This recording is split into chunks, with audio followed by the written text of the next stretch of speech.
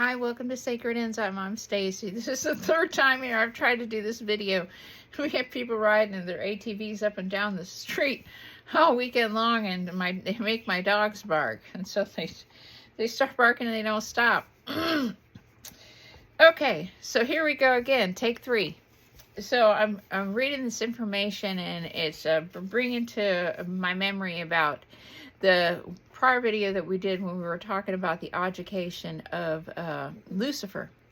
Was Lucifer released is the video that I did, and that was in 1989 that there was supposedly an education of Lucifer. And so Lucifer, according to the Bible, hadn't Lucifer been in prison for 2,000 years? So anyway, Nibiru is a planet that's in our solar system, and it wasn't discovered until recently because it doesn't orbit in our solar around where it's detectable, I guess, around every 3,000 years. So Nibiru has been coming back towards Earth, and Nibiru is a planet, and all planets have an archetype. So the archetype for Nibiru is Lucifer. So the question is that, is all this tying together because of some other things that were happening that we didn't know about behind the scenes? And so this is what I want to talk about, is because I've been reading Ashiana Dean, and I've been looking at her timetable of different types of events that have happened galactically on the Earth that has all to do with stargates, the temple complex of the human anatomy, and the planet, and it's crazy. So in 1992, these two factioning groups that have been at odds with each other, in our probably pulling the strings in our shadow government, 100 other different things, but anyway, you've had these two groups that have kind of separated. They were all trying to work together against the common enemy, which was the Guardians. And so, because they want to be disconnected from management, and management is in Sirius B. Okay, so I'm guessing that Sirius B is a solar system that is predominantly controlling the planet Earth. And in 1992, there were some agreements that were signed, because you had this Anunnaki group, the Anunnakis, which we've talked about a lot, and everybody else talks about the Anunnakis too. You get 100 different versions. But you had the Anunnaki here that came and they just put their seed everywhere. I mean, man, I'll tell you, they must have been sex addicts, because they just put their DNA codes in everything. And I'll tell you what, it really messed up the structure of things. So, you have a lot of hybrids of different kinds of these Anunnaki beings. I mean, there's like a million different things. And most of these things that are on the planet that are chimeras come from these Anunnaki groups. But you also have some of the really nasty, nefarious ones come from this opposing side that the Anunnaki had decided to get into. All these different factions. Even Archangel Michael's collective decided that they were going to get into the Emerald Covenant, which of course they reneged. But, Archangel Michael is a collective. It's not just one angel. It's a whole collective. And it's a collective that fell. So, I don't know what happened to the protector of man.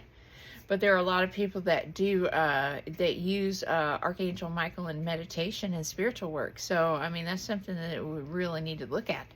Should we be doing that? I maybe think that we should probably advise against that. So if you're one of these people that get readings and stuff like that, and they ask Archangel Michael to hold the space, I don't know.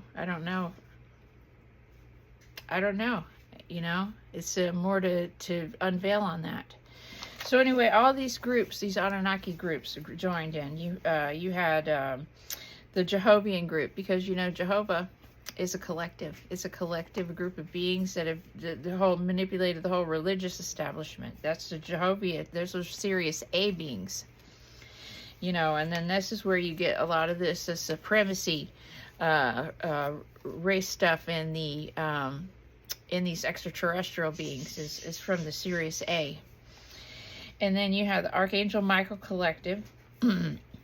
which is an Anunnaki hybrid, and Archangel Michael's collective is a blending of Orion, Alpha Centauri, Sirius A, which we talked about Sirius A being kind of like these supremacists, racial supremacists, and Andromeda.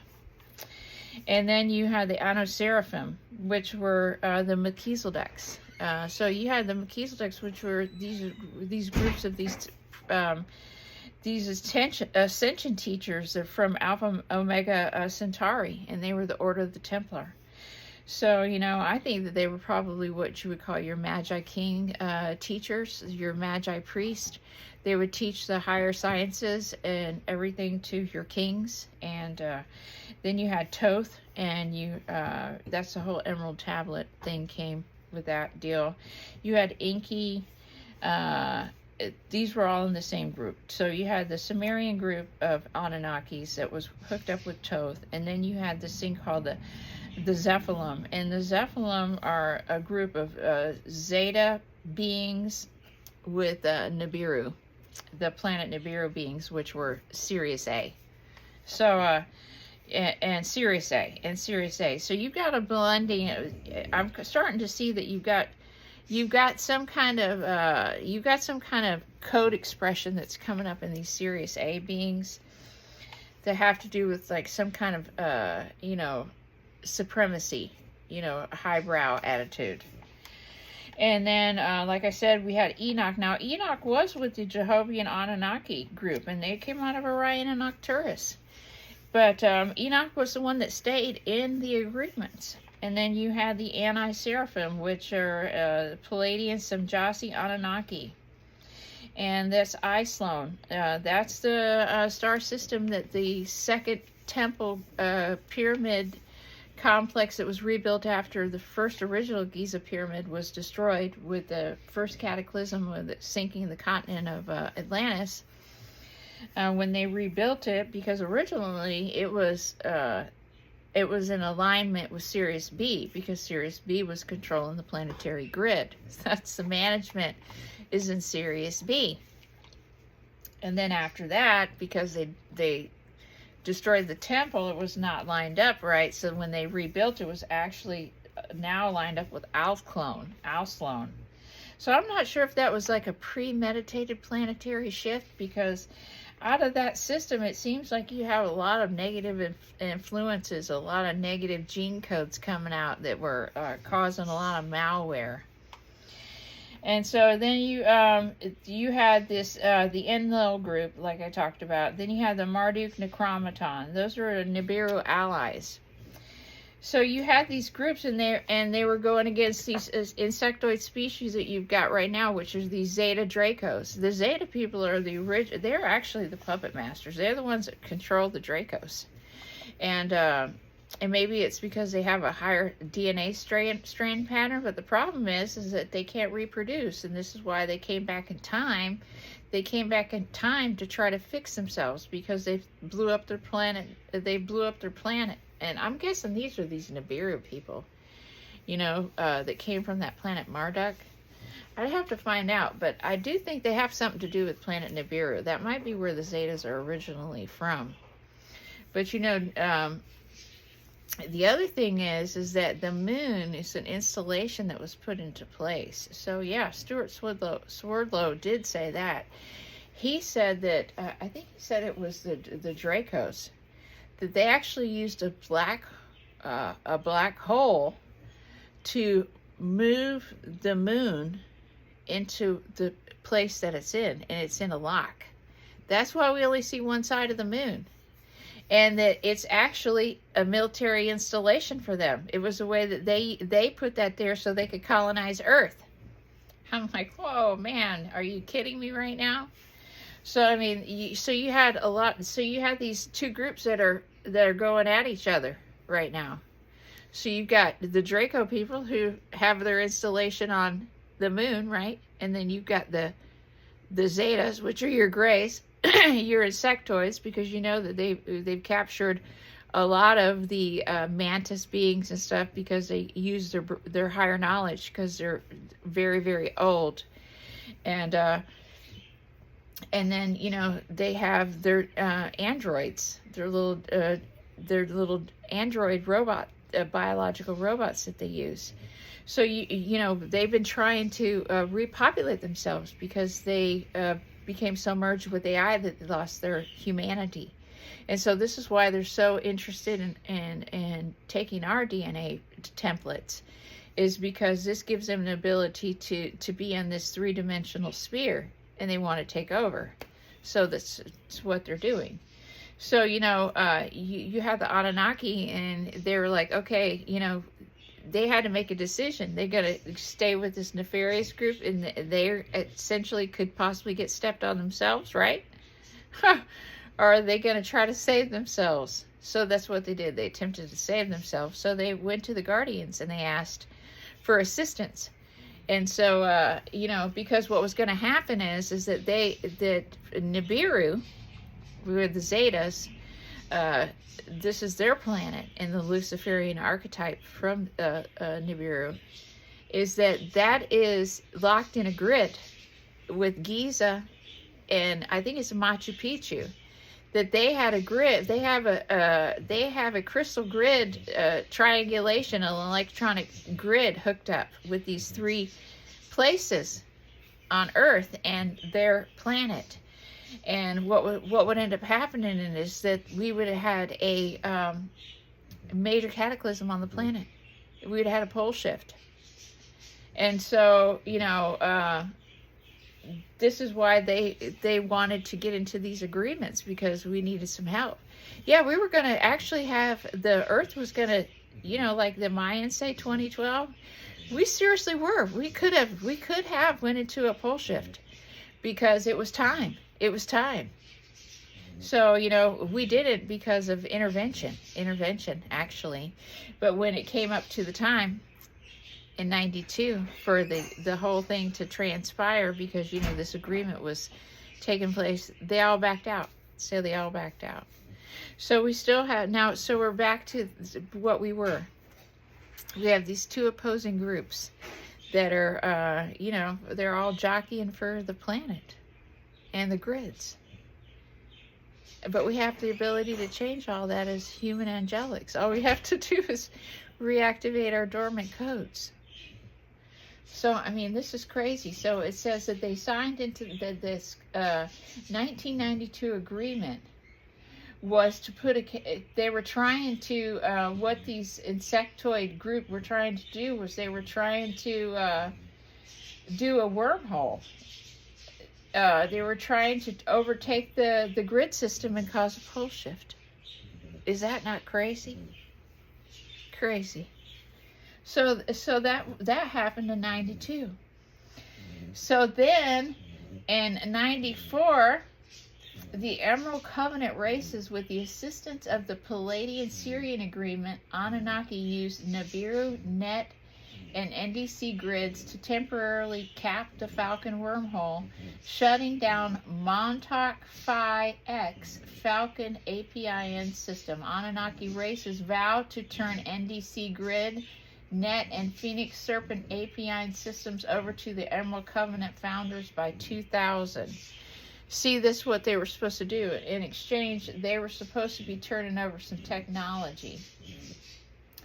And this was to help so we could start these realignment with our planetary Christos, with everybody that's on the planet, so people could be taught this Merkaba mechanics the right way, because they've been teaching it backwards. And see, this was what it was all about, was because we were coming into this ascension cycle, everybody needed to be given the Kathara teachings the right way, and because all of these codes are coming in from the planet, we have to activate the dormant DNA.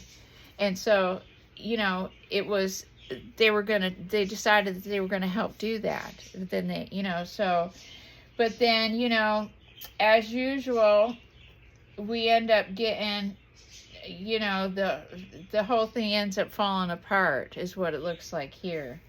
But, you know, some things still went through. Some things still went through. So the question is who's controlling CERN? Really? I mean, is CERN being controlled by the Zetas? I'm going to have to read more on Stuart Swerdlow's information Dr. Stuart Swerdlow. Let me get that right. He's a doctor. He's no just a fall by the wayside guy. He's a super intelligent guy. But, and see what he has to say about it. But, you know, I mean, there's all kind of stuff that they're talking about, these all kind of biological things being unleashed onto the population. And you know, the interesting thing that happened in 93 was that we had that major hurricane, what was it, Hugo, in 93? Talk about weather patterns, right? Mm-hmm. Anytime some of this stuff happens, and, you know, we should go back and look at when Louisiana got that major hurricane, what year that was, and then check it on this timetable. I'm going to go do that. I'm going to do that the next, tomorrow. I'll try to do it tomorrow because I like to study early in the morning, but today's getting on by and I've got work to do. So I thought that was really interesting. So all of this time, you know, people have been thinking since like the early 2000s, and people have had this feeling that something's happening. And I've been feeling like that for a long time. But, you know, as time goes on, you have more of a feeling of urgency, like you know something's going to happen. And so, you know, a lot of people have felt it. And I think that's one of the things that's caused people to wake up, is give them a little Kundalini awakening. But you know, these codes come in, and it has helped a lot of people. But we got to get our DNA reactivated. So I just thought that was really interesting. I mean, there is such a diverse group of people that are jockeying for this planet right now. It's crazy. And this is literally like a huge multi-dimensional, intergalactic, universal, multi-universal soap opera. For real. And the bad thing about it is that we're the character that's got amnesia. I mean, come on, man. What the heck? So with that, I mean, what do you think about that? That's pretty interesting, huh? So the occultation of the planet Nibiru and the Luciferian archetype all has to do with all of this, with the ascension cycle and this planetary shift coming in. They're going to cause a cataclysm and cause a pole shift on this planet. Unbelievable. So when you come and find me, I'll be here, because we live in the past, present, and future all at the same time. So thanks for stopping in on Sacred Insight, and I hope to catch you on the next one. Have a great day. Bye-bye.